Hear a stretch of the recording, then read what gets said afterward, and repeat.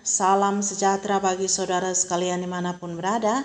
Firman Tuhan untuk kita pada PA Moria 19 Juni sampai 25 Juni 2022, Kejadian 26 ayat 12 sampai 25. Demikian firman Tuhan. Maka menaburlah Ishak di tanah itu, dan dalam tahun itu juga ia mendapat hasil 100 kali lipat, sebab ia diberkati Tuhan.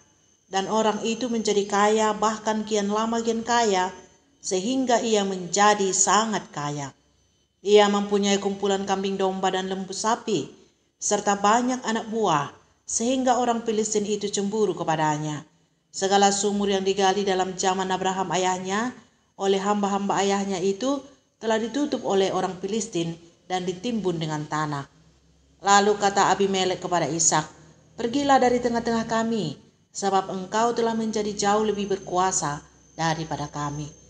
Jadi pergilah Ishak dari situ dan berkemahlah ia di lembah Gerar, dan ia menetap di sana. Kemudian Ishak menggali kembali sumur-sumur yang digali dalam zaman Abraham ayahnya, dan yang telah ditutup oleh orang Filistin sesudah Abraham mati. Disebutkannya lah nama sumur-sumur itu menurut nama-nama yang telah diberikan oleh ayahnya. Ketika hamba-hamba Ishak menggali di lembah itu, mereka mendapati di situ mata air yang berbual-bual airnya. Lalu bertengkarlah para gembala Gerar dengan para gembala Ishak. Kata mereka, "Air ini kepunyaan kami." Dan Ishak menamai sumur itu Esek, karena mereka bertengkar dengan dia di sana. Kemudian mereka menggali sumur lain, dan mereka bertengkar juga tentang itu. Maka Ishak menamai sumur itu Sitna. Ia berpindah dari situ dan menggali sumur yang lain lagi. Tetapi tentang sumur ini mereka tidak bertengkar. Sumur ini dinamainya Rehobot.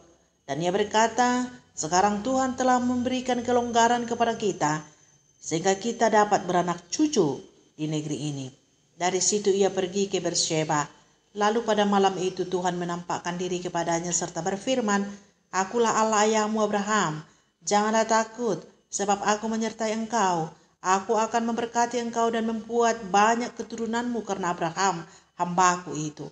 Sesudah itu, Ishak mendirikan mezbah di situ dan memanggil nama Tuhan.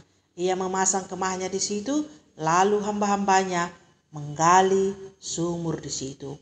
Sampai di sini firman Tuhan. Saudara-saudara Moria yang dikasihi Tuhan, tema PA Moria untuk kita minggu ini adalah Sangap Ibasdahin atau berhasil dalam pekerjaan.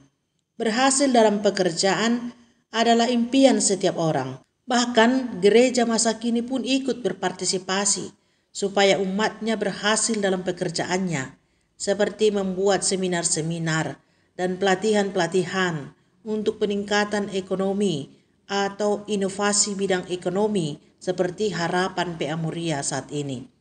Dalam nas PA Moria diperlihatkan seorang tokoh yang berhasil dalam pekerjaannya, namanya Ishak. Ia anak Abraham, orang percaya itu. Ia berhasil dalam pekerjaannya karena ia diberkati Tuhan. Dalam ayat 12 dituliskan, "Maka menaburlah Ishak di tanah itu, dan dalam tahun itu juga ia mendapat hasil 100 kali lipat, sebab ia diberkati Tuhan." Kata kunci keberhasilan Ishak adalah ia diberkati Tuhan, sehingga hasil pekerjaannya berlipat-lipat sampai 100 kali lipat. Tuhanlah yang membuat dia sangat berhasil, sebab ia patut menerima berkat itu mengingat janji Allah kepada ayahnya Abraham.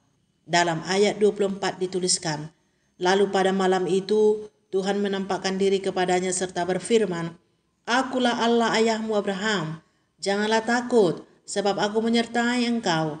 Aku akan memberkati engkau dan membuat banyak keturunanmu karena Abraham hambaku itu.'" Iman Abraham tidak hanya dirasakan olehnya, tapi oleh keturunannya turun-temurun. Sebagai keturunan orang yang diberkati, Ishak memperlihatkan sikap yang terpuji dalam pekerjaannya. Ketika orang mulai cemburu padanya dan menyuruhnya pergi dari tempat ia berusaha, ia tidak mengeraskan hatinya untuk tetap tinggal di sana, tetapi ia berangkat dari tempat itu ke tempat lain. Lihat ayat 14 sampai 17, dituliskan demikian. Ia mempunyai kumpulan kambing domba dan lembu sapi, serta banyak anak buah, sehingga orang Filistin itu cemburu kepadanya. Segala sumur yang digali dalam zaman Abraham ayahnya oleh hamba-hamba ayahnya itu telah ditutup oleh orang Filistin dan ditimbun dengan tanah. Lalu kata Abimelek kepada Ishak, "Pergilah dari tengah-tengah kami, sebab engkau telah menjadi jauh lebih berkuasa daripada kami." Jadi pergilah Ishak dari situ dan berkemahlah ia di lembah Gerar, dan ia menetap di sana. Dari ayat ini jelas bahwa Ishak seorang yang mengalah. Dia pergi walau dia bukan bersalah. Lalu Ishak terus bekerja dan menggali sumur-sumur di mana mereka tinggal. Dan setiap sumur yang digali memancarkan air yang berbual-bual, yang mengakibatkan pertengkaran gembala-gembalanya dengan gembala-gembala setempat.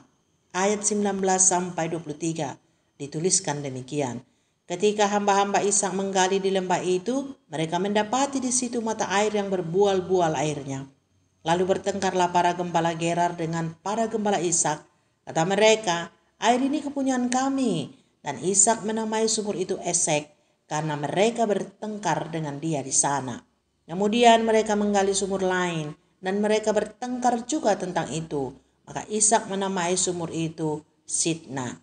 Ia pindah dari situ dan menggali sumur yang lain lagi. Tetapi tentang sumur ini mereka tidak bertengkar. Sumur ini dinamainya Rehobot. Dan ia berkata, "Sekarang Tuhan telah memberikan kelonggaran kepada kita, sehingga kita dapat beranak cucu di negeri ini." Dari situ ia pergi ke Berseba. Dari sini jelas terlihat bahwa orang yang diberkati akan tetap diberkati, walau di mana saja mereka berada dan bekerja. Oleh sebab itu, saudara-saudara mulia yang dikasihi Tuhan, carilah berkat Tuhan jika ingin berhasil. Tidak perlu mengeraskan hati. Jika disuruh pergi dari tempat yang satu, pergilah ke tempat yang lain. Sebab di sana pun Allah sudah menyiapkan berkat-berkatnya. Asal saudara beriman dan melakukan kehendak-Nya. Tapi jangan lupa satu hal penting. Di atas semua itu, kita harus mencari kerajaan dan kebenaran Allah terlebih dahulu. Dan semuanya itu akan ditambahkan kepada kita. Jangan karena bekerja mencari uang, ibadah pun tertinggal.